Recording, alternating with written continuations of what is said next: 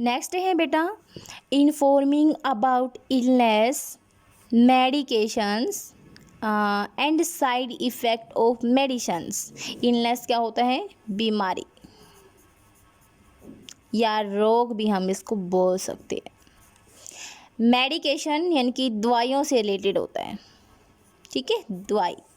आगे है side effect, यानी कि साइड इफ़ेक्ट यानी कि उनके गलत प्रभाव। हर किसी जो भी हम दवाई लेते हैं, चाहे वो किसी भी चीज़ की हम दवाई ले रहे हैं, तो उसके साइड इफ़ेक्ट होते हैं। ऐसी कोई भी दवाई नहीं है जिसके साइड इफ़ेक्ट ना हो। तो हम पेशेंट को सूचित करेंगे किसके बारे में?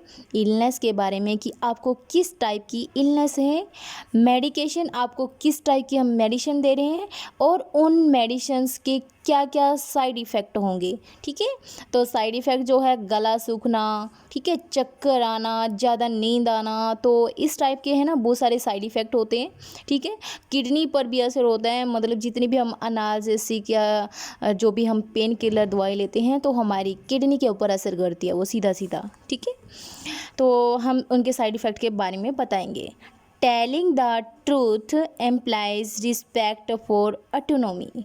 तो हमें क्या करना है कि पेशेंट को ट्रूथली बताना है, ये उसका स्वतंत्र अधिकार है। Providing the correct information to a patient enable her him he to make reason and informed choice. ठीक है, तो हमें पेशेंट को सबसे पहले ट्रूथली बताना है हम क्या प्रोसीजर कर रहे हैं इलनेस के बारे में, मेडिकेशन के बारे में, और सूचित करना है हमें उसको सारी इन्फॉर्मेशन हमें उसको बतानी है। ठीक है, और उसके बाद उस पेशेंट की जो है चॉइस होती है कि वो अपना ट्रीटमेंट करवा रहा है या नहीं करवा रहा। ठीक है, बट ये सारी चीज़ें हमें उसको क्लियर बताना बिल्कुल ही ज़रूरी है। तो नेक्स्ट है फॉलो हॉस्पिटल गाइडलाइंस। हम चाहे किसी भी इंस्टीट्यूट में काम कर रहे हैं, चाहे वो हेल्थ डिपार्टमेंट है, चाहे वो एजुकेशन डिपार्टमेंट है, मतलब चाहे कौन सा भी डिपार्टमेंट है, ठीक है, तो हमें उसकी गाइडलाइंस को हमेशा फॉलो करना होता है।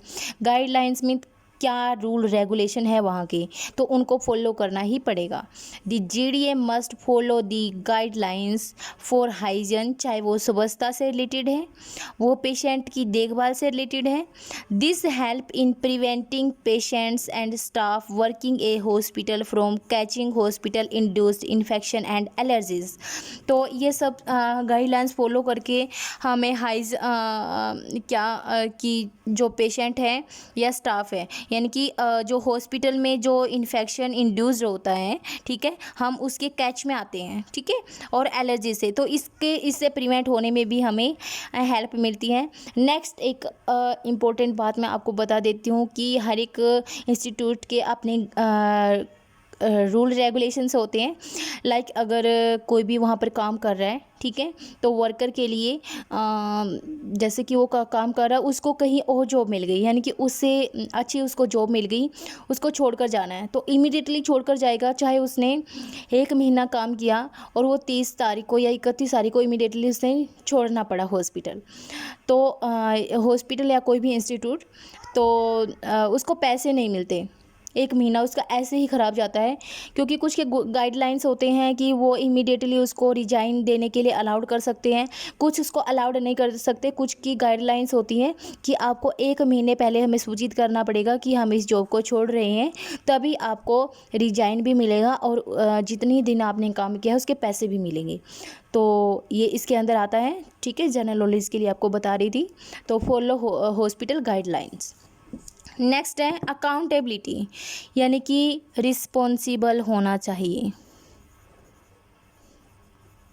जो भी GDA है वो रिस्पॉन्सिबल होना चाहिए। ठीक है, यानी कि जिम्मेवार होना चाहिए। एज ए प्रोफेशनल जो होता है, यानी कि जब हम अपने पाँव पर खड़े हो जाते हैं, ठीक है, सेल्फ डिपेंडेंट हो जाते हैं, तो हम पैसा कमाने लग जाते हैं, खुद की रोजी रोटी कमाने लग जाते हैं, तो क्या हो जाते हैं, हम प्रोफेशनल हो जाते हैं। तो as a profession the GDA will be accountable for actions and omissions in his her professional practice and justify the decision, यानी कि रिस्पॉन्सिबल होना चाहिए, अपनी जिम्मेदारी उठानी है जीडीए को, और as a professor GDA will be accountable, वह अकाउंटेबल होना चाहिए अपने काम के प्रति। और अगर कोई भी फॉल्ट है, ओमिशन मीन्स कोई भी कमियां हैं, ठीक है, या फिर कोई भी फॉल्ट आ रहा है, ठीक है, तो उसको स्वीकार करना चाहिए। ये नहीं है कि हमसे कोई गलती हो गई तो हम अपने ही एटीट्यूड पर खड़े रहेंगे, अरे नहीं नहीं मैं नहीं कर सकता, तो हमें जो है अपने गलती को भी मानना चाहिए, अपने फॉल्ट को भी मानना चाहिए और उसमें सुधार लाने की कोशिश भी करनी चाहिए, ठीक है। ये प्रोफेशनल प्रैक्टिस का एक बहुत ही महत्वपूर्ण पार्ट है, ठीक है। और जस्टिफाई द डिसीजन, ठीक है, और हमें ये डिसीजन करना है कि अगर हमारे अंदर कोई भी फॉल्ट है या कुछ चीज़ जो हमारी वीक हैं तो हमें उनको कैसे इम्प्रूव करना है। तो मैं आशा करती हूँ कि आपको समझ आ गया होगा।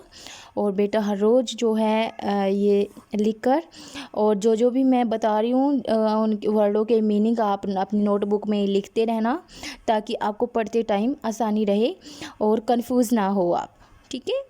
थैंक यू बेटा।